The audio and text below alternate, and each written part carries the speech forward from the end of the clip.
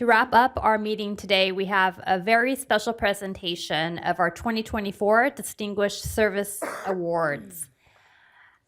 I want to welcome, I think they're all here. Yes, it's so nice to see all of you.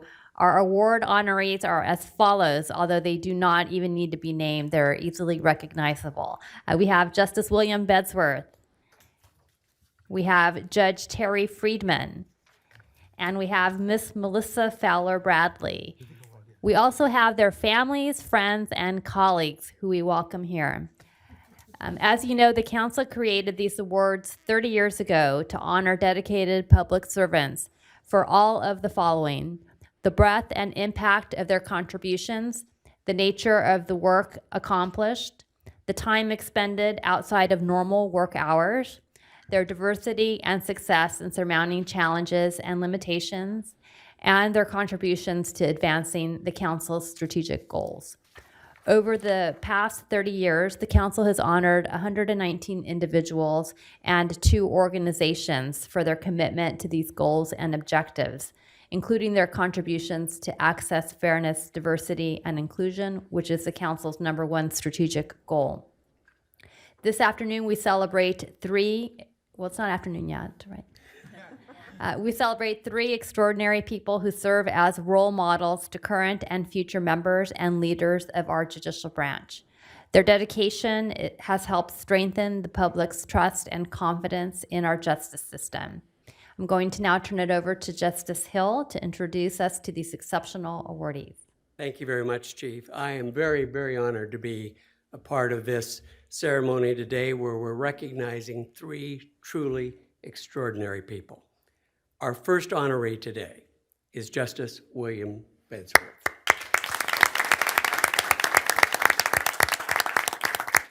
When you mention Justice Bedsworth's name to people, you hear the following accolades: a wonderful person and colleague, a brilliant justice, beautifully crafted opinions. But you hear just as often, did you just read that column? Wasn't that terrific? He is one of the best writers, and you just can't read that column and not be uplifted and enjoy every single word. And his columns have always been thought-provoking, interesting, and fun. And we're about to have a column right here. Putting your speech on your phone is perhaps not always a great idea. Phones have minds of their own oftentimes, and I think we've all been there.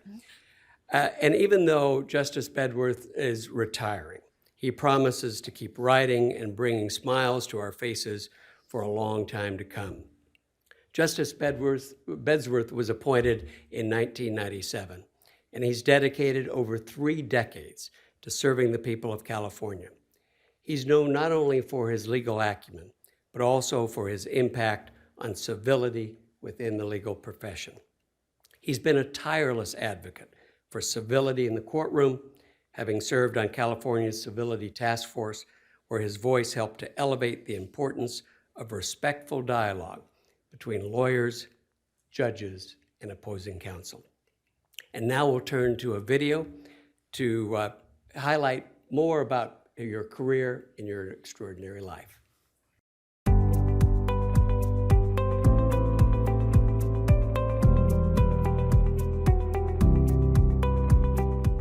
My first impressions was bright guy, really loved the law, definitely focused on writs and appeals and research and writing, even in his earliest days of his career. His writing has set a very high bar. I think his opinions will certainly be his legacy.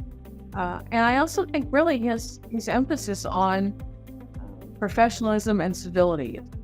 It's been many years now that the California Civility Task Force has been working on trying to improve civility in California, but not nearly as many years as Justice Bedsworth has been working to improve civility in California. And particularly the lawyers from Orange County, but not exclusively the lawyers from Orange County, insisted that we get Bill Bedsworth, Justice Bedsworth, on this task force. He has added to the canon of cases in California that extol lawyers and insist that lawyers be civil to one another. 2011, Kim versus Westmoreland Partners. Our profession is rife with cynicism, awash in incivility. Lawyers and judges of our generation spend a great deal of time lamenting the loss of the golden age when lawyers treated each other with respect and courtesy. It's time to stop talking about the problem and act on it. For decades, our profession has given lip service to civility. All we have gotten from it is tired lips. We have reluctantly concluded lips cannot do the job. Teeth are required. In this case, those teeth will take the form of sanctions. His work was pioneering in that area. So he's taught at various law schools, and he has taught his law students that civility is critically important. But it's not just a nice thing. It makes you a better lawyer, and it increases your chances for success. People know who Justice Bedsworth is all over the state of California, largely because he is such a skilled writer. And he writes opinions that people want to read, especially on certain subjects like ethics and civility. People all around the state read him.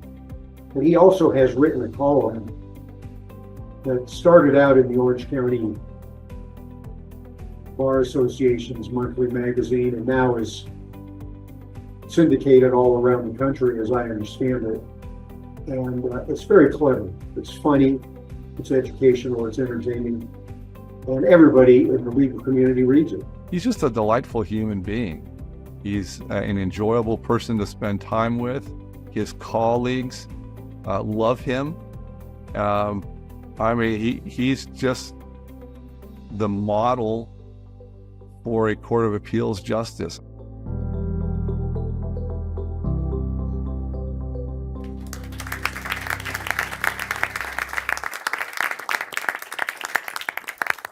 And now to present the award to Justice Bedsworth, Justice Joe Nerian. Thank you, Justice Hill, Chief Justice. Hey, Beds. Members of the council, ladies and gentlemen, what a great occasion this is. Absolutely wonderful. We gather to honor not only Judge Bedsworth, but Judge Friedman and all of the people who have contributed so much to the administration of justice in California, all to the benefit of the people of the state of California. Well, as you can see, I know Judge Bedsworth and affectionately refer to him as Beds, as many of my colleagues in the 4th District do. And his career is a testament to his dedication to law, and as we saw in the video, civility within the legal profession, and his ability to balance scholarship with a substantial dose of humor. Now, I don't know if you all know Beds really well, but let me give you a little insight into his humor. I asked him, it's okay, Beds. I asked him, hey, Beds, how you doing? And he said, Joan, I'm being held together with chicken wire and bubble gum, but I'm doing great. Boy, could I relate. He was appointed to the Court of Appeal in 1997. And boy, did we get a good one. He is a trailblazer in civil rights, as we heard in the video. His opinion in People versus Garcia is a landmark ruling in the fight for lesbian, gay, bisexual, and transgender rights. His decision helped pave the way for legislative change in California, prohibiting the preemptory jury challenges based on sexual orientation. This is regarded actually as the first gay rights case in California, and that is a testament. It also solidifies his legacy as a champion for equality. We saw in the video that he served on California's task force on civility, something that we all know is too frequently lacking in our profession, between lawyers and between lawyers and the bench. And his work, thankfully, has had a lasting impact on how practitioners practice the law in California. And we also heard about his nationally recognized syndicated column, A Criminal Waste of Space. I read it, and perhaps you do too, but we're not the only ones. Members of the public read it. And he has insightful comments, and that it has earned him numerous awards, including a 2019 California Newspaper Publishers Award for Best Newspaper Column. Bravo. His unique voice really helps make the law more understandable and more relatable. But you know, let me give you just a little example. If you haven't read the most recent column after he retired, it was pretty good, Beds. He was talking about how things seem to be changing so fast in this world. And he says, you know, he was sort of self-reflecting, and he says, I think I'm kind of a carburetor guy in a fuel-injected world. He teaches. He's training the next generation of legal talent. He's been recognized repeatedly in the legal community for his work, including the David Sills Award. And today, we will honor him with the Judicial Council's highest award.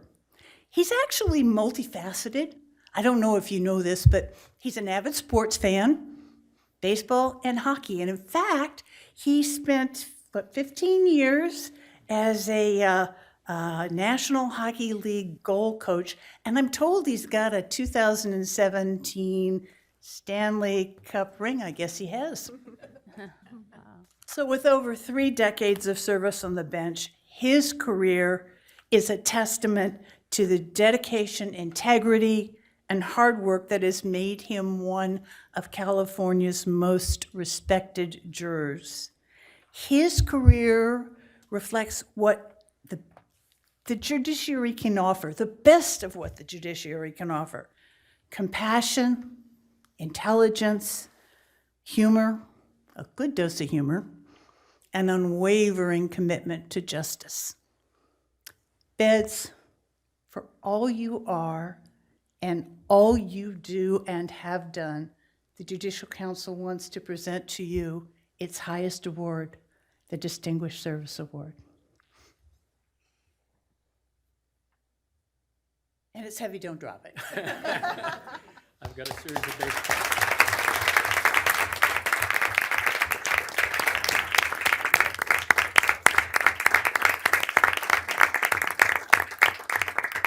Would you like to say a few remarks? Actually, I'd just like to stand and stare at it.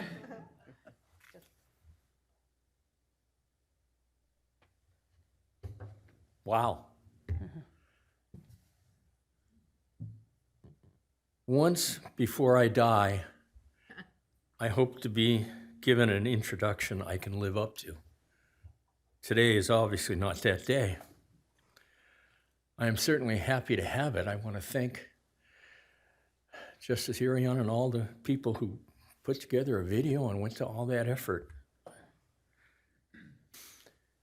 An award like this one, essentially a Lifetime Achievement Award, presented by a prestigious body that I have a great deal of respect for, makes you feel like you should have something to offer in return. After 53 years in the profession, I feel like I should have something profound to say to you, something meaningful. I got nothing.